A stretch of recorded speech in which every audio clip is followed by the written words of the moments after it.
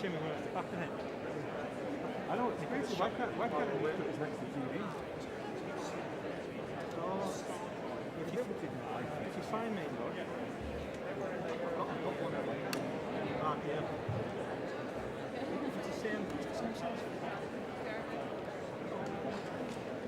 Yeah, if I remember, I'll stick it. Distinguished delegates, ladies and gentlemen, honored guests, may I please ask you to kindly take your seats in order for us to begin. Thank you very much.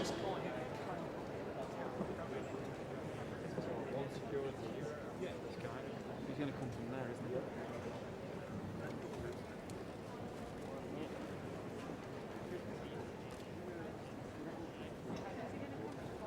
I reckon he come from there, won't he? Yeah. Let's only go and let's just one on. That's it.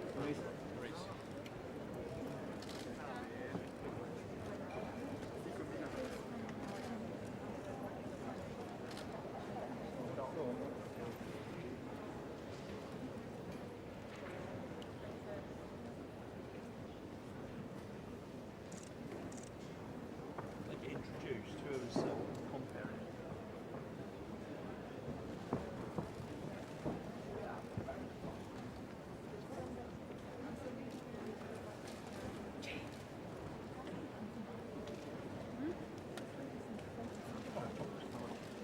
This is nice.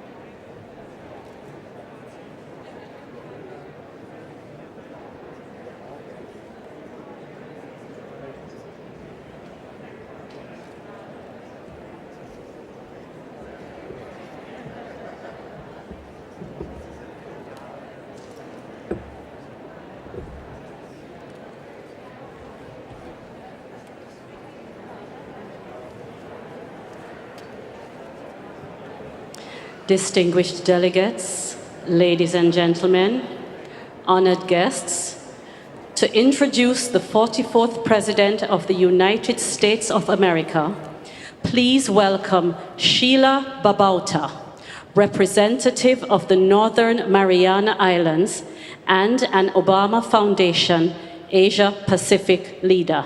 Sheila.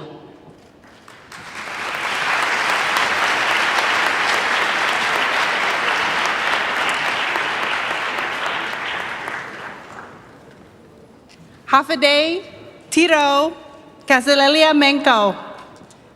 My name is Sheila Jack Babauta, daughter of Diego Regis Babauta and Dolorina Wilbacker Jack Babauta. I was born and raised in the Mariana Islands on an island called Saipan, next to the Marianas Trench, the deepest point of the world's ocean. Several years ago, I asked President Obama a question about the military presence in the Pacific Islands. He answered with, raise awareness, gather allies, and unify voices. I took those powerful words with me and kept them close. They've guided me here. I am at COP26 to raise global awareness and consciousness around ways to protect and heal Mother Earth. I am here to gather allies from and for Indigenous communities around the world. As the first stewards of the land and ocean, our traditional knowledge can guide the way. Altogether, we hold the keys to solving the issues of militarization, climate change, and climate colonialism. We are not passive victims. And I am here to amplify the voices of those who live on the front lines. On my island, storms are now unpredictable and frequently turn into super typhoons, strong enough to impact our economy, destroy homes, and create fear at the very sound of wind gusts and heavy rain, all while our shoreline continues to disappear. As a son of the Asia Pacific, President Obama understands how Indigenous people are the keepers of the land and that we are deeply connected to it. He recognizes impacted communities must have a seat at the table as we ensure accountability and action for all parties who create large emissions. Young people must do and are doing our part as well. As the youngest elected official in my House of Representatives, I feel this drive to action every day, and I am not the only one. As President Obama told us at our gathering of Obama leaders, we are the ones we've been waiting for. We have the wisdom of our elders, the enthusiasm of our youth, who have taken their place as leaders in this movement. We must recognize and respect this leadership and see it for the renewable resource that it is. We know it's up to us, and so does he. Please join me in welcoming President Barack Obama.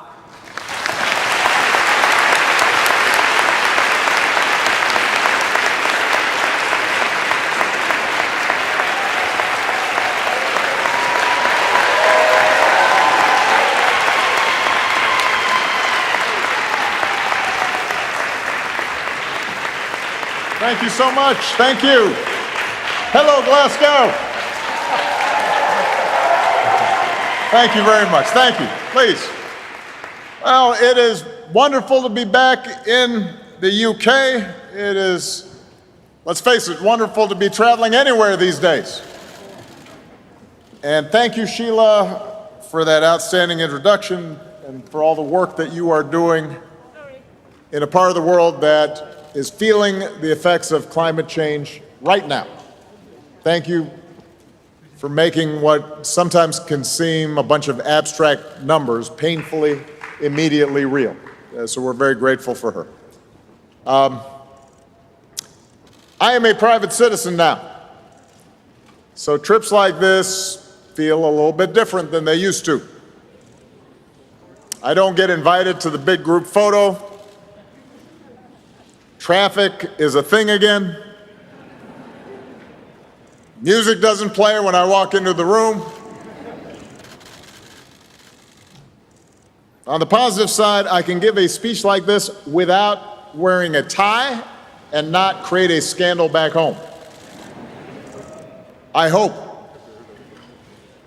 But even though I'm not required to attend summits like this anymore, old habits die hard. And when the issue at hand is the health of our planet and the world our children and our grandchildren will inherit, then you will have a hard time keeping me away. And that's why I'm here today, to talk about what's happened in the 6 years since I spoke to the United Nations Climate Change Conference in Paris, and to talk about the steps we need to take if we want to keep doing big things. Because when it comes to climate, time really is running out. You heard the same message from world leaders last week. And now that they've left, here's what we can report. Meaningful progress has been made since Paris. And the agreements made here in Glasgow, thanks to so many of you, including my friend John Kerry here, who is tireless, and his team. Thanks to your efforts here in Glasgow, we see the promise of further progress. What is also true is that collectively and individually, we are still falling short. We have not done nearly enough to address this crisis. We are going to have to do more. And whether that happens or not, to a large degree, is going to depend on you. Not just those of you in this room, but anybody who's watching or reading a transcript of what I say here today. That was true 6 years ago as well. And in Paris, our goal was to turn progress into an enduring framework that would give the world confidence in a low-carbon future. An agreement where countries would update their emissions targets on a regular basis. An agreement that would help developing nations get the resources they need to skip the dirty phase of development and help those nations that are most vulnerable to climate change get the resources they need to adapt. An agreement that would give businesses and investors the certainty that the global economy is on a firm path towards a clean and sustainable future. In other words, our hope was to create an agreement that gave our planet a fighting chance. That was our ambition. And by some measures, the agreement has been a success. For the first time, leaders of nearly 200 nations, large and small, developed and developing, made a commitment to work together to confront a threat to the people of all nations. And that seemed proof that for all the divisions in our world, when a crisis threatens all of us, we can come together to address it. At the time, we also believed that if enough national governments showed they were serious about climate, then other institutions, particularly in the private sector, would start raising their sights as well. And over the last 6 years, that is what's happened. Today, more than 1/5 of the world's largest companies have set net zero emissions targets. Not just because it's the right thing to do for the environment, but in many cases because it makes sense for their bottom line. More than 700 cities in more than 50 countries have pledged to cut their emissions in half by the end of the decade and reach net zero by 2050. About 1/3 of the global banking sector has agreed to align their work with the Paris Agreement.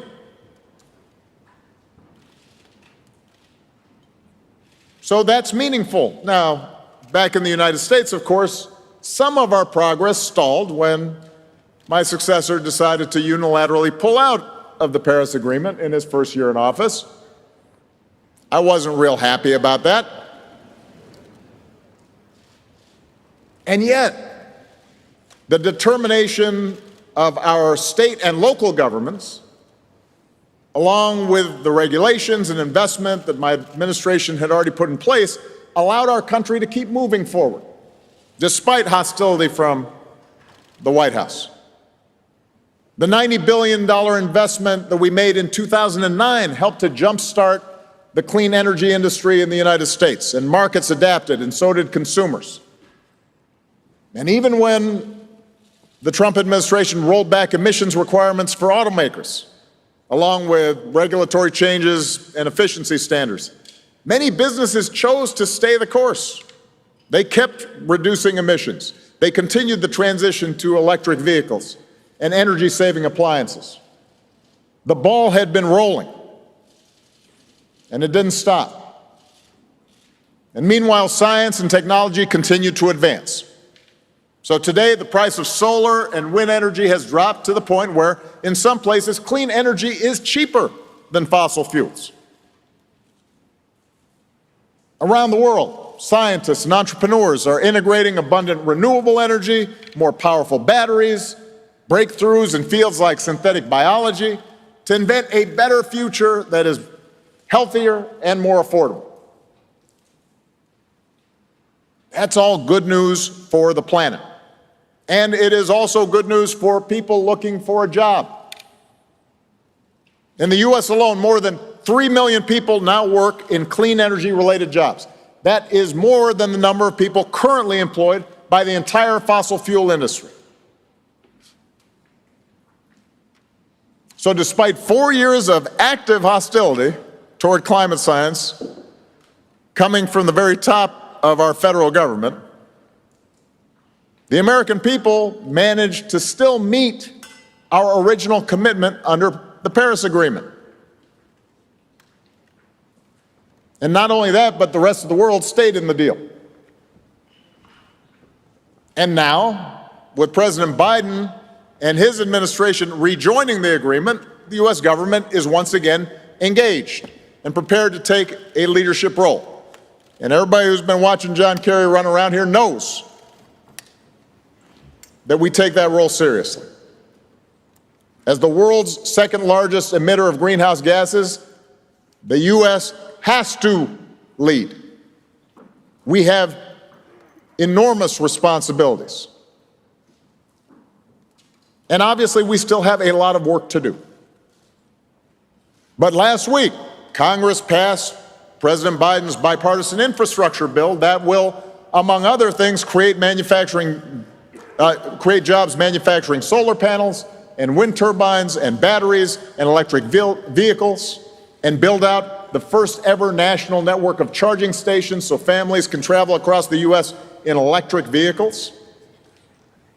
And I'm confident that a version of President Biden's Build Back Better bill will pass through Congress in the coming next few weeks. And here's what it will mean when that bill does pass. That legislation will devote over $500 billion to reduce greenhouse gas emissions by over 1 billion metric tons by the end of the decade, at least 10 times more than any legislation previously passed by Congress. Along the way, it will reduce consumer energy costs, it will invest in a clean energy economy, it will create hundreds of thousands of jobs, and it will set the United States on course to meet its new climate targets, achieving a 50 to 52% reduction in greenhouse gas emissions below 2005 levels by 2030. So the U.S. is back. And in moving more boldly, the U.S. is not alone. Earlier this year, the UK government, our hosts, announced a plan to cut emissions by almost 80% by 2035.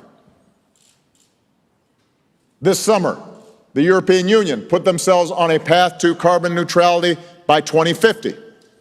Korea passed a carbon neutrality act in September that requires the government to cut greenhouse gas emissions 35% or more by 2030. The Canadian government has laid out a path to carbon neutrality by 2050 with milestones to hit along the way. So, Paris showed the world that progress is possible, created a framework. Important work was done there, and important work has been done here. That is the good news. Now for the bad news. We are nowhere near where we need to be yet. For starters, despite the progress that Paris represented, most countries have failed to meet the action plans that they set 6 years ago. And the consequences of not moving fast enough are becoming more apparent all the time. Last month, a study found that 85% of the global population has experienced weather events that were more severe because of climate change. Stronger storms, longer heat waves, more intense flooding, crippling droughts. Parts of the world are becoming more dangerous to live in, triggering new migration patterns and worsening conflict around the globe. It's one of the reasons why the U.S. Pentagon and other U.S. agencies have said that climate change poses a national security threat for the U.S. and for everyone else. But not only did we not hit all of the targets that were pledged in Paris, but remember, Paris was always supposed to be a beginning, not an endpoint, of our joint effort to control climate change. Back in 2015, we knew that even if the commitments made as a part of the Paris Agreement were fully met, we would still fall short of our goal of keeping global temperature increases below 1.5 degrees Celsius. And that's why Paris was designed to be a framework for countries to constantly ratchet up their ambitions as they got more resources and as technology reduced the cost of transitioning to a clean energy economy. So, we come now here to Glasgow, and just was as true with the Paris Agreement, there is good news and bad news about what has happened here this past week. The good news, in large part because of the efforts of the people in this room, the hours of work that you spent with, weak coffee and bad food and feeling sleepy. Because of you, countries around the world are recognizing this is a decisive decade to avoid a climate disaster and are setting some really important goals for 2030. More than 100 countries this past week have committed to reduce methane emissions by 30% by 2030. As all of you know, curbing methane emissions is currently the single fastest and most effective way to limit warming. More than 100 countries have also promised to stop and reverse deforestation by the end of 2030. Businesses from around the world, name brands, some of the biggest businesses on this planet, have agreed to help create a market for the technologies we need to transition to clean energy. Here in Glasgow, nations have also committed to help poorer countries move away from fossil fuels and deal with the effects of climate change. President Biden announced that the U.S. will be quadrupling its annual climate finance pledge over the next few years to $11 billion, including $3 billion dedicated to helping vulnerable countries adapt to the impacts of climate change. And the U.S., along with 20 other countries, agreed to stop publicly financing international fossil fuel development with limited exceptions. So these are significant accomplishments. They are hard-won commitments. You should be proud of yourselves, and we need to celebrate those commitments, even as we demand that the signatories to these commitments actually follow through. We have to track it. They're not self-executing.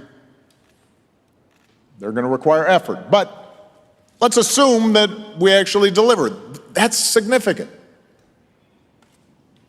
But once again, we also have to acknowledge that this progress is partial.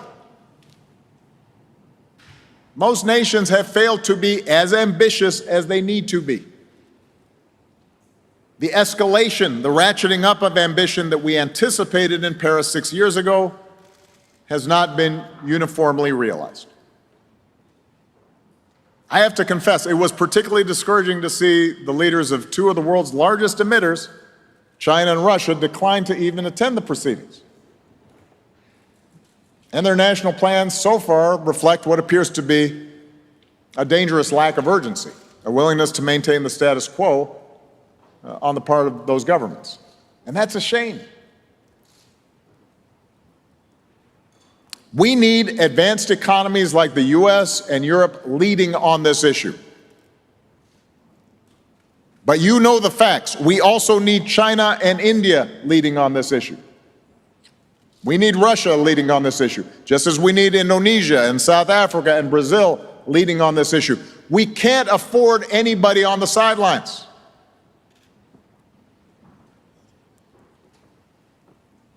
I recognize we're living in a moment when international cooperation has waned. A moment of greater geopolitical tension and stress, in part because of the pandemic, in part because of the rise of nationalism and tribal impulses around the world. And yes, in part because of a lack of leadership on America's part for 4 years on a host of multilateral issues. I understand that it's harder to get international cooperation. There are more global tensions. But there is one thing that should transcend our day-to-day politics and normal geopolitics, and that is climate change. It's not just that we can't afford to go backward, we can't afford to stay where we are. The world has to step up, and it has to step up now. So how is that going to happen?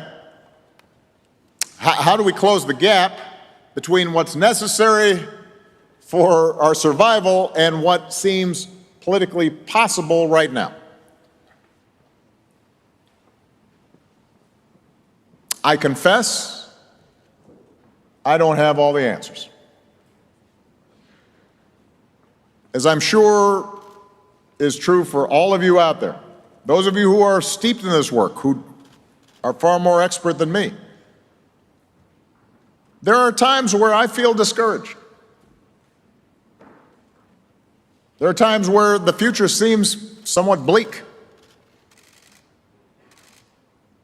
There are times where I am doubtful that humanity can get its act together before it's too late. And images of dystopia start creeping into my dreams.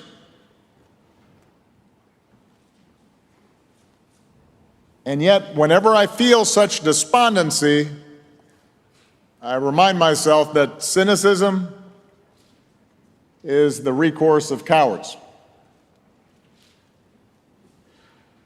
We can't afford hopelessness. Instead, we are going to have to muster the will and the passion and the activism of citizens pushing governments, companies, and everyone else to meet this challenge. That's what allowed the U.S. to do its part over the last few years to meet our climate goals, even when we didn't have much leadership on it. It wasn't just elected officials or CEOs doing the right thing. It was ordinary Americans making their voices heard, making it clear we need to solve this problem regardless of the obstacles.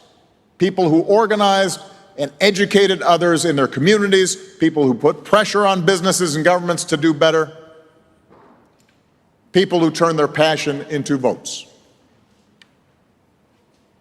That's the kind of commitment we're going to need going forward. Because let's face it, this is not just about raw numbers. This is not just about science. This is about politics. It's about culture. It's about morality. It's about the human dynamic. How do we work together to get a big thing done? And it's about participation and power. Thinking back on my own experience as president, I would have had the power to do even more to fight climate change during my time in office if I'd had a stable congressional majority that was willing and eager to take action.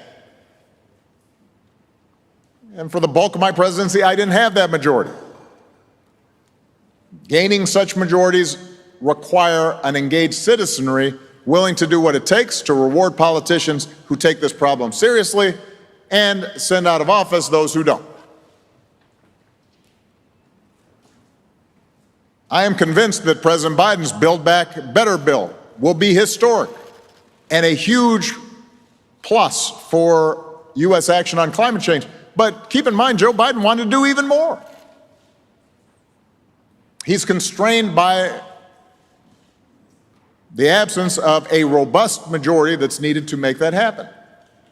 Both of us have been constrained in large part by the fact that one of our two major parties has decided not only to sit on the sidelines, but express active hostility toward climate science and make climate change a partisan issue. Perhaps some of you have a similar dynamic in your own countries, although generally speaking, the United States seems to have a more vigorous opposition to climate than in many other places.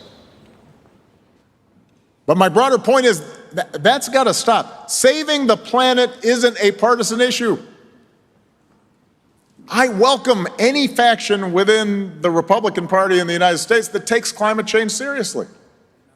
And that may be a rare breed right now, but keep in mind, such Republican elected officials used to be commonplace, used to exist.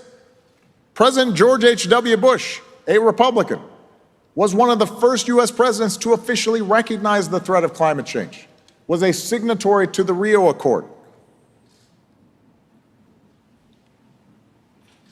If we are going to act on the scale that's required, climate change can't be seen anywhere in the world as just an opportunity to score political points.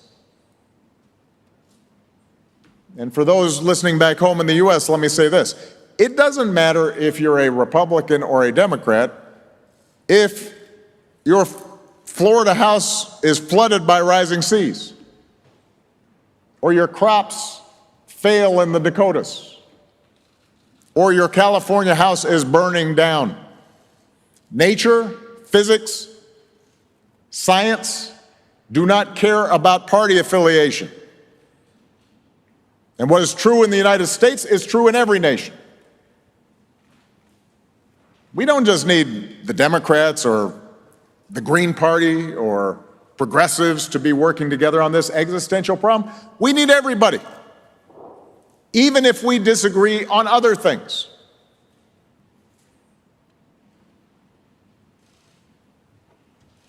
And what's also true around the world, true in the U.S., true in all the countries represented here, is that the most important energy in this movement is coming from young people.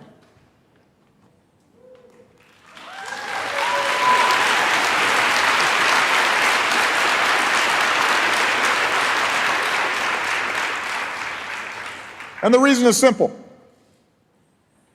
They have more stake in this fight than anybody else.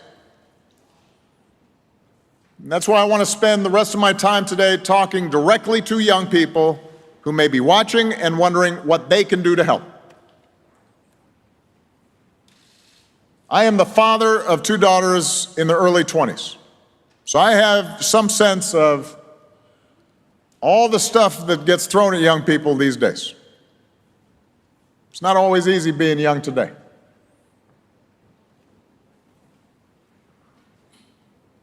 And for most of your lives, if you're in that generation, you've been bombarded with warnings about what the future will look like if you don't address climate change. And meanwhile, you've grown up watching many of the adults who are in positions to do something about it either act like the problem doesn't exist or refuse to make the hard decisions necessary to address it. And that's a source of real anxiety and real anger at older people. And some of you no doubt wonder if you'll be able to be safe in the community where you've grown up, whether you'll have to raise your own kids in a world ravaged by extreme weather and climate migration and conflict. As one 16-year-old said, "For us, the destruction of the planet is personal."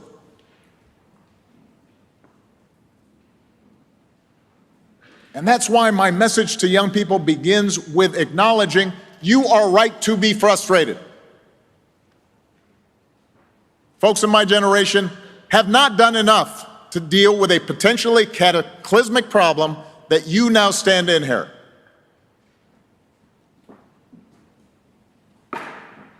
But I also want to share some advice my mother used to give me. You know, if I was feeling anxious or angry or depressed or scared, she'd look at me and she'd say, "Don't sulk. Get busy. Get to work. And change what needs to be changed." And luckily, that's exactly what young people around the world are doing right now. 2 years ago, a Swedish teenager named Greta Thunberg inspired millions of people to join the largest climate demonstrations in decades. A lot of people now know about Greta, but the world is full of Gretas. One of the things I love most about our work at the Obama Foundation is getting to meet young activists from all over the world taking up the baton on climate change. You just heard from Sheila Babauta from the Northern Mariana Islands. As an elected representative, Sheila is fighting to preserve natural resources on the island and helping young people take the lead in the fight for human rights and climate action. I've met people like Juan Carlos Monterrey Gomez from Panama. After representing his country at the Paris negotiations, I think he was like 22. Juan then led an effort to amend the Constitution of Panama. Today, he's here in Glasgow as a climate negotiator.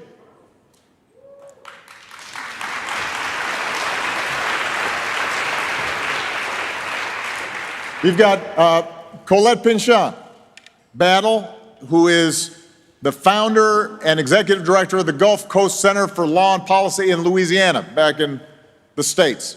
They're a nonprofit helping communities of color across the South that are already feeling the effects of climate change, rebuild after disasters, and build more sustainable communities and more sustainable economies. And then there's Louisa Neubauer, an activist who leads Fridays for Future strikes in Germany.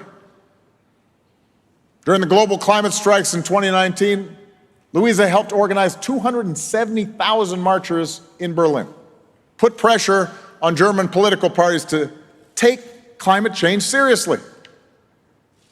Climate change is frightening, she said. So the question is, how can we turn this anxiety into something constructive? That's what these young leaders are already doing. I'm really looking forward to sitting down and talking with some of them in a separate forum later today, because they're not just working for their own countries, they are forming a movement across borders to make the older generation that got us into this mess see that we all have an obligation to dig ourselves out of it. And if those older folks won't listen, they need to get out of the way.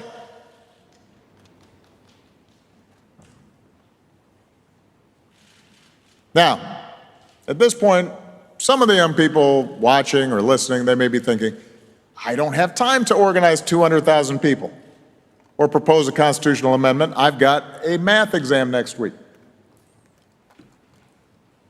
I get that. I promise you, unlike Greta, I was not on the cover of Time magazine when I was 16 years old. And if I was skipping school, it had nothing to do with climate change.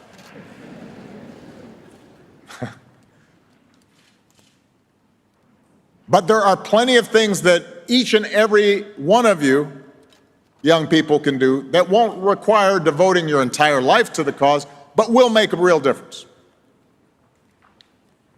The first and most important is, if you are age eligible, to vote the issue. Vote like your life depends on it, because it does.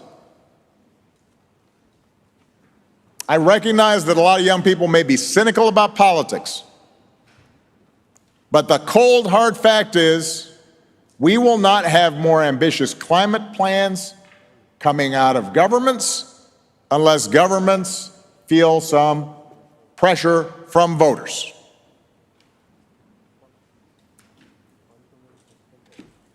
In one survey of young people in 22 countries, more people cited climate change as one of the most important issues facing the world than anything else. Young people understand this issue, but they don't always vote at the same levels as older folks. Many young people are now starting to realize, I've got to make my interests heard if I have the opportunity to vote. So in the 2020 US presidential election, young people were more likely than older voters to say that climate change was their top concern. And they also voted at a rate 11 points higher than in 2016. That's the kind of thing that makes politicians sit up and take notice. As one 20-year-old organizer said, young people understand that if we want to save our lives and our future, then we have to do it ourselves. And this is part of your power that you have to use. Don't think that you can ignore politics. You don't have to be happy about it, but you can't ignore it. You can't be too pure for it. It's part of the process that is going to deliver all of us. Now, the second way you can have an impact on climate change is by pressuring companies to do the right thing.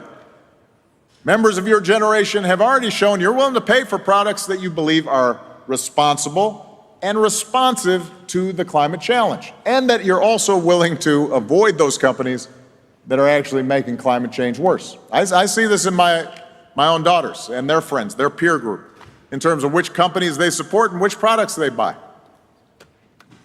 And not only are they sophisticated consumers, they're active and engaged citizens. And that's a message that CEOs will learn to understand. Companies are starting to figure out that becoming more energy efficient is good for their bottom line because they'll spend less on energy. But you also have the opportunity to teach them that by getting serious about climate change, they have a chance to win loyal customers and employees. And they conversely will lose customers and top-flight employees if they're not on the right side of the issue. That's part of your power. You need to use it. While you're at it, you need to help educate your parents and grandparents, your uncles and aunts, your teachers, your employers. Because while a dangerously warming planet is a reality that a lot of you have grown up with as young people, you've studied in school, you've read about it, it's been part of the backdrop of your childhood. Members of the older generation don't have that same frame of reference. They do love you, though. They do care about you. They listen to you more than you think. And if you explain how important the issue is to you, you may lead them to rethink their position, or at least be more open-minded. In fact, I'm pretty sure they'll listen to you in a way they might never listen to a politician or some expert on TV or a former president. That's power you have. You have to use it. And finally, let me say, it will not be enough to simply mobilize the converted. It will not be enough to preach to the choir. It will not be enough to just ramp up intensity among people who already know about climate change and already agree with us and care deeply about it.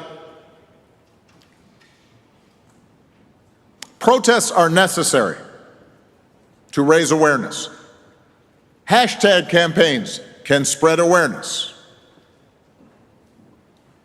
But to build the broad-based coalitions necessary for bold action, we have to persuade people who either currently don't agree with us or are indifferent to the issue. And to change the minds of those fellow citizens in our respective countries, we have to do a little more listening. We can't just yell at them or say they're ignorant. We can't just tweet at them. It's not enough to inconvenience them through blocking traffic in a protest. We actually have to listen to their objections and understand the reluctance of some ordinary people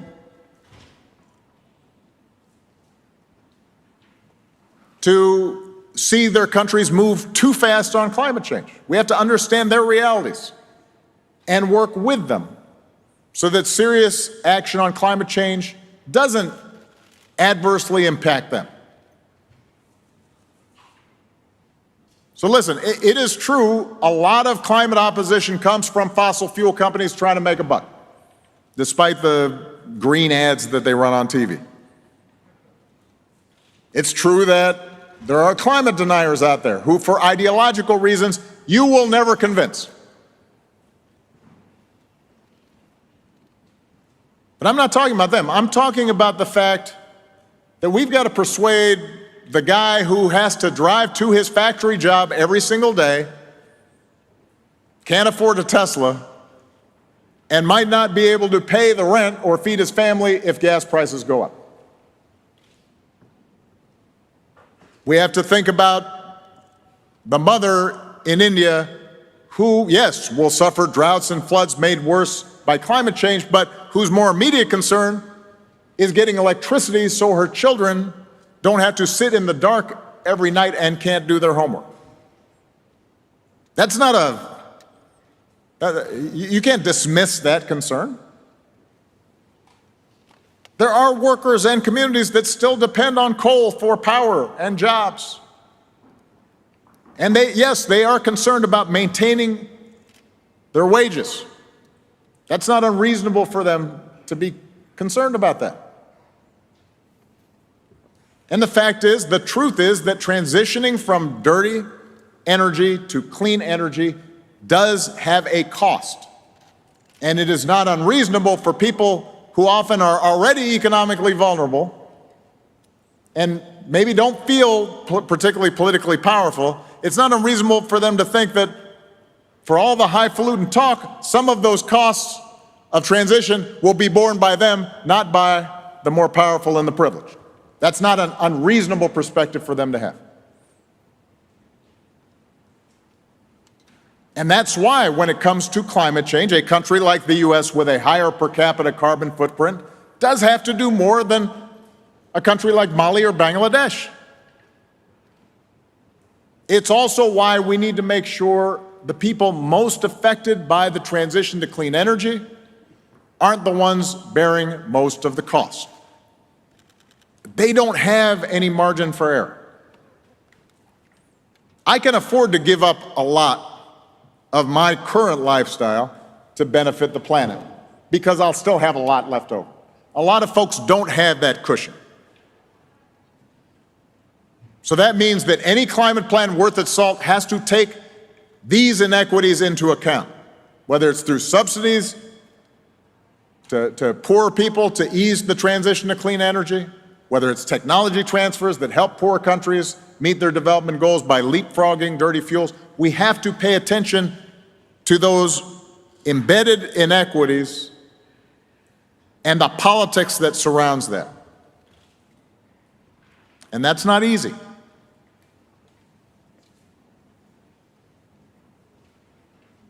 So let me close by being blunt. Keeping the rise in global temperatures to 1.5 degrees Celsius will not be easy. It is going to be hard. Existing political institutions move slowly, even when leaders are well-intentioned. International cooperation has always been difficult. It's made more difficult by all the misinformation and propaganda that can flood out through social media these days. Business leaders, let's face it, are typically rewarded for boosting short-term profits, not addressing major social issues. Getting people to work together on a global scale takes time. And right now, that's time we don't have.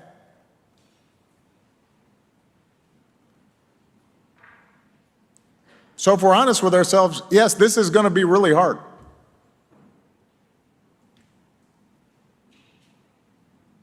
The thing we have going for us is that humanity has done hard things before. I believe we can do hard things again. Yes, the process will be messy. I guarantee you, every victory will be incomplete. We will face more setbacks. Sometimes we will be forced to settle for imperfect compromises, because even if they don't achieve everything we want, at least they advance the cause. At least they move the ball down the field.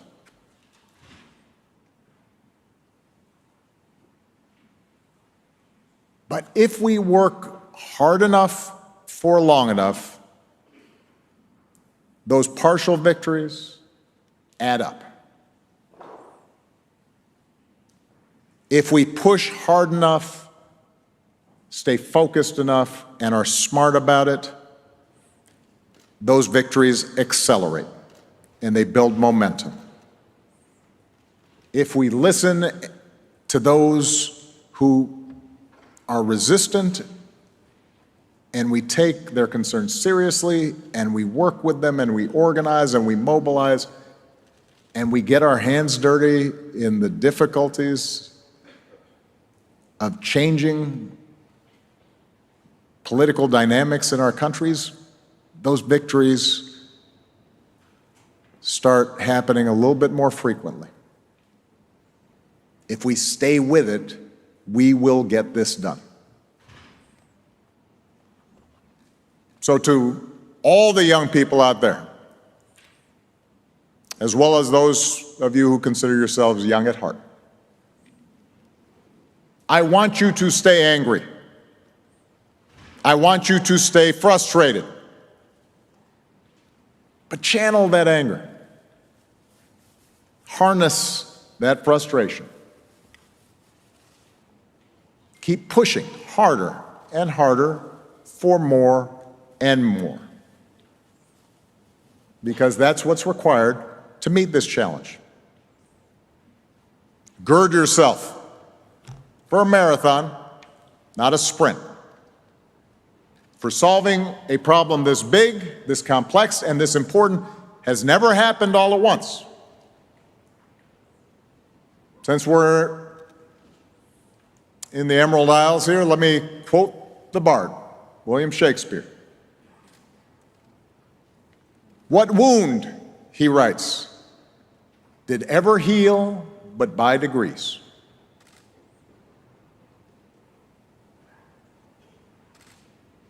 Our planet has been wounded by our actions. Those wounds won't be healed today or tomorrow or the next, but they can be healed by degrees. And if we start with that spirit, if each of us can fight through the occasional frustration and dread, if we pledge to do our part and then follow through on those commitments, I believe we can secure a better future. We have to. And what a profound and noble task to set for ourselves. I'm ready for the long haul if you are. So let's get to work. Thank you very much, everybody. Thank you.